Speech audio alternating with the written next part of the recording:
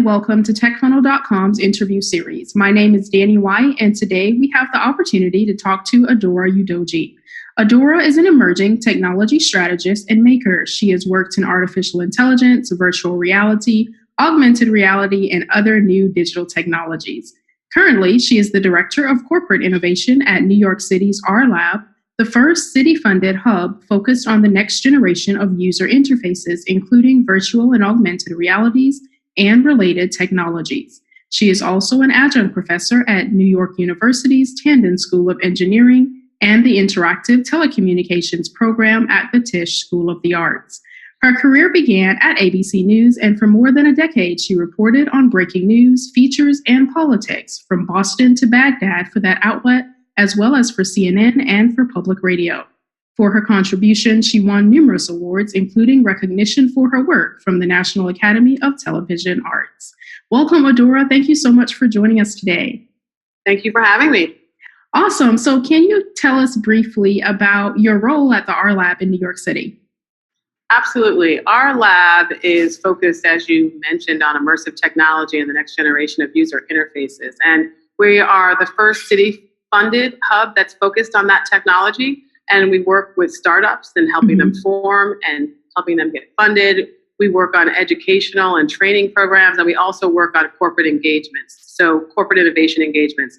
We're really trying to aggregate this very active community of people, technologists, investors, corporations, academics, scientists, and so many interested stakeholders who are right now creating incredible products and taking a look at how these new technologies could be applied in those products as well as services, and the way we both live and work.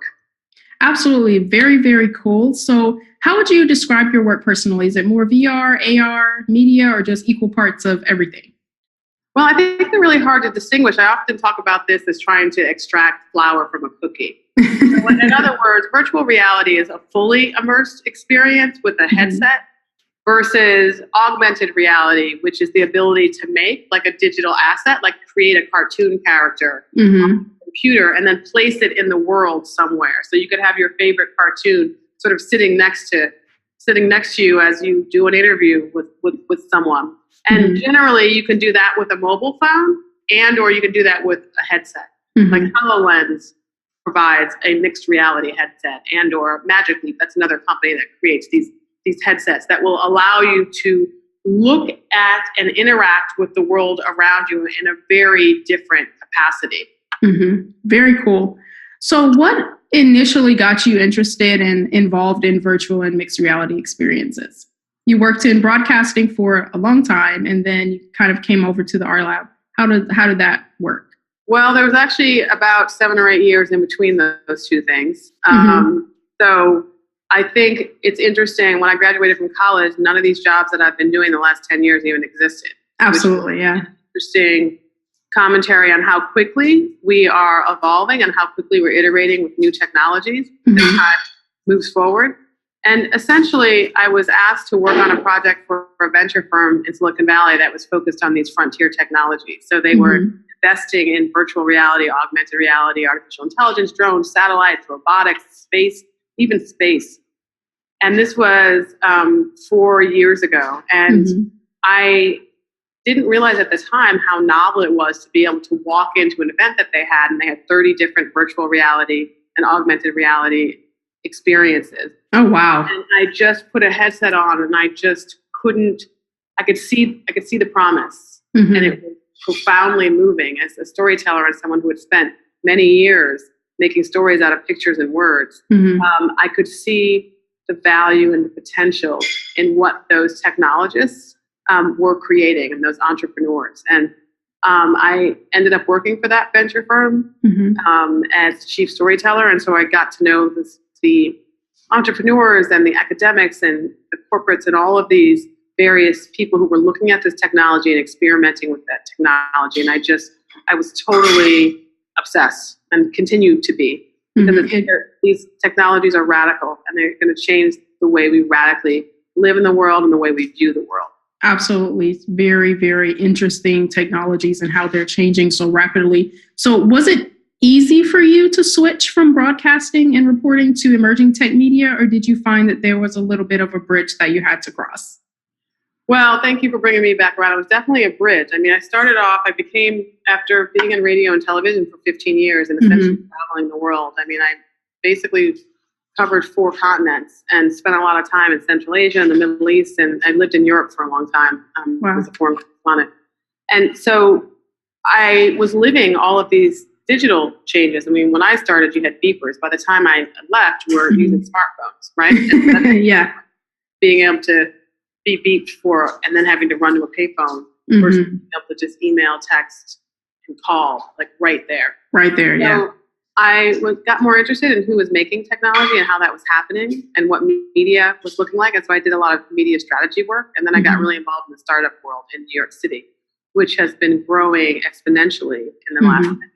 And so I met a lot of entrepreneurs who were working on new ways and new formats of content, whether it's video, audio, text, and got very involved in some angel investing networks. So it was a sort of slow process, and I ended up running a media tech startup that made some technology and was also in the business of generating content specifically around complex global issues. And then one thing leads to another, and that's when I was introduced to VR, AR about 4 years ago, and have been mostly focused on that, emerging tech, artificial intelligence. I've done a lot of work in artificial intelligence also in the last 4 years. So a lot of AI, blockchain, VR, and AR.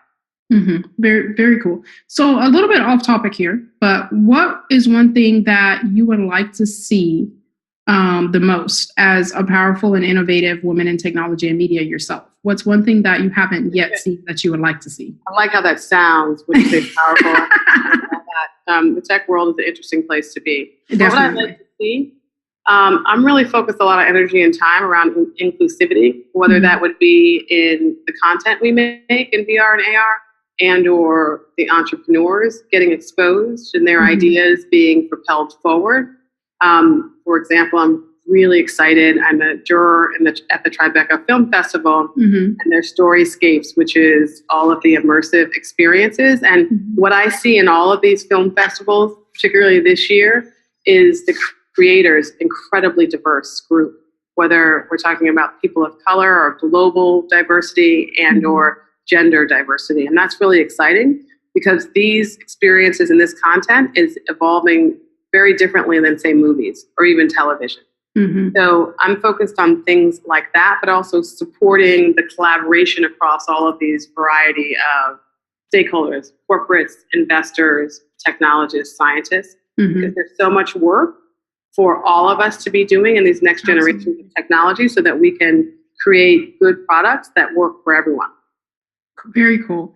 So back on the emerging trends, where do you see some of the trends emerging, especially when it comes to gaming and technology and marketing in relation to AR and VR? Where do you see like some new frontiers that we are, on the horizon of? I think there's really 2 different buckets. You have the consumer bucket of applications, and then you also have the applications that businesses are using. I mean, one of the things I'm most excited about is all of the activity and all of the experimentation that is happening in healthcare, for example. There are a number of startups as well as studies, as well as the FDA looking hard at a startup that's focused on, for example, virtual reality for pain management. A non-invasive, a non-pharmaceutical potential therapy for pain is how virtual reality is being looked at and tested.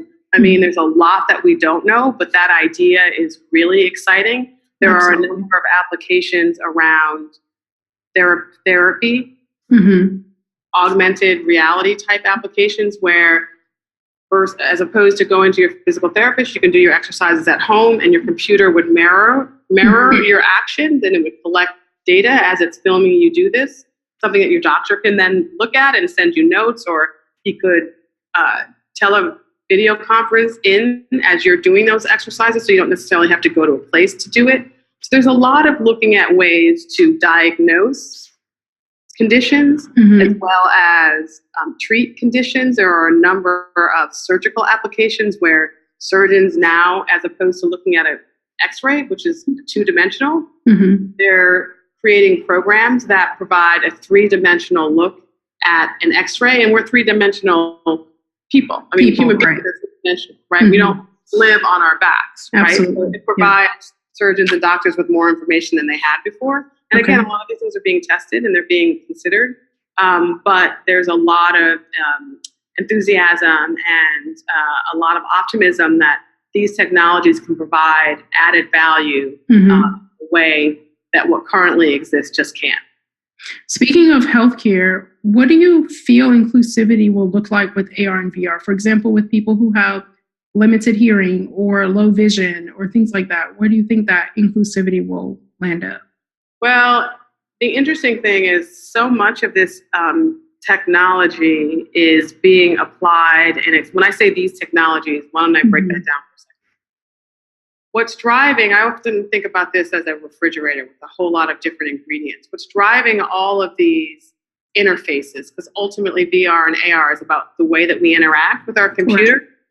What's driving a lot of those things are individual advanced algorithms, for example, compressed video, computer visualization, LiDAR sensors, right? The ability to capture motion and sense motion. All of these different pieces are being combined in ways that then create that ability for us to interact with computing power in a different way. Right, absolutely. The largest trends would be moving to a frameless world where we have things that we put in our ears, we have things on our wrists, we have devices, and coordinating these in a way that provide a certain kind of experience or a certain kind of service are all of the converging research and development and prototyping that is happening that is really exciting. And that does include things like audio.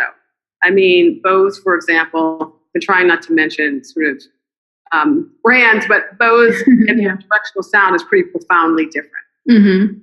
Right. And so the ability to address accessibility questions is going to be different, not just based on what they're doing, but a lot of work around stereoscopic directional sound, 4K sound, provides potential for all sorts of applications, whether it be in healthcare or in heavy industry or in entertainment and media, right? So we have audio, all sorts of audio advancements and new technology. And visually, I mean, definitely all sorts of potential uses in VR and AR around treatment of eye conditions, but also providing amplified visuals. Visuals, right. People who have a variety, who are on a continuum of their ability to see. So accessibility is something actually that we speak a lot about and are looking to in terms of training and education, teaching what that means relative to some of these new digital tools and platforms. Very interesting, very interesting. So you have accomplished quite a bit in your life already. What is one thing that's remaining that you really, really want to do? Something you really want to check off that professional or personal bucket list? There's so many things. I know. I want to be on, you think you can dance, but I think my daughter would have a heart attack. Oh, no. No, I mean, I think at heart, I'm sort of a creative. And so I'm really looking forward to my next sort of content. I've been involved in films and executive producing films, and I've written and directed and produced some virtual reality experiences. And so I'm really looking forward to what that next project will be. I'm not sure what that is. It's so hard to imagine what the things are to accomplish because I keep tripping upon all of these things that are brand new. Right. It never stops. 10 years ago, I couldn't work in virtual reality. The technology was not mature enough where it was easily accessible, although there have been researchers and scientists who've been working on virtual reality for many, many, many decades. Many decades. And so this is the culmination of all that work globally, even. It's not here, just here in the United States. So it's so hard for me to sit here and say, like, I'd like to maybe write a book someday. And there's, many countries that I've never been to. I'd like to go to China. I mean, the list is very long of many things that I would like to do. Awesome. I don't lack for ambition, that's for sure. Absolutely. What's the best advice you've ever received? My grandmother, I had this Irish grandmother who was from Listonvanna in County Clare, Ireland. I'm actually an Irish citizen. And she would always say that things are never as they seem. Mm-hmm. And I think only as I became an adult, I've begun to understand what that means, which is just because something exists or doesn't exist today doesn't mean that it won't exist or shouldn't exist tomorrow. Right. So always keeping an open mind and always being cautiously observant has served me well over the years.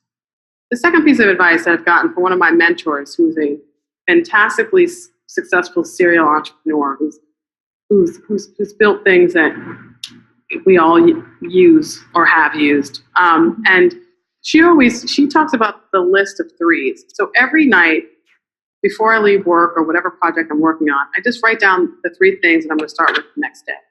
Right. And it seems like a really crazy, weird, small thing, but I have to tell you, it just keeps me centered on like what the next thing is all the time. Because we can never do everything at once. We can only ever do one thing at a time. One thing at a time. So that's like one of those pieces of advice that I just love, and it's just been so helpful.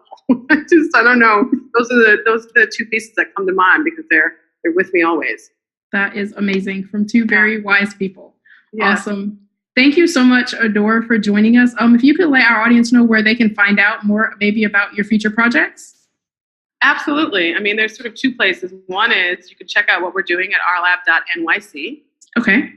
And there's my website, which is AdaoraUdoji.com. It's AdaoraUdoji.com. All right. Cool. Awesome. Thank you so much, Adaora. This has been an interesting conversation and discussion, and we look forward to seeing all of the future things that you guys are doing at our lab. Thank you so much for having me and reaching out. It's been a pleasure. Awesome. Thank you. Okay. Guys, thanks for listening to this interview. For these and other interviews and topics, please visit techfunnel.com. You can connect with us across social, Facebook, LinkedIn, Twitter, and Instagram, and subscribe to our weekly newsletter so you can stay up to date on everything that's happening in the industry. Thank you.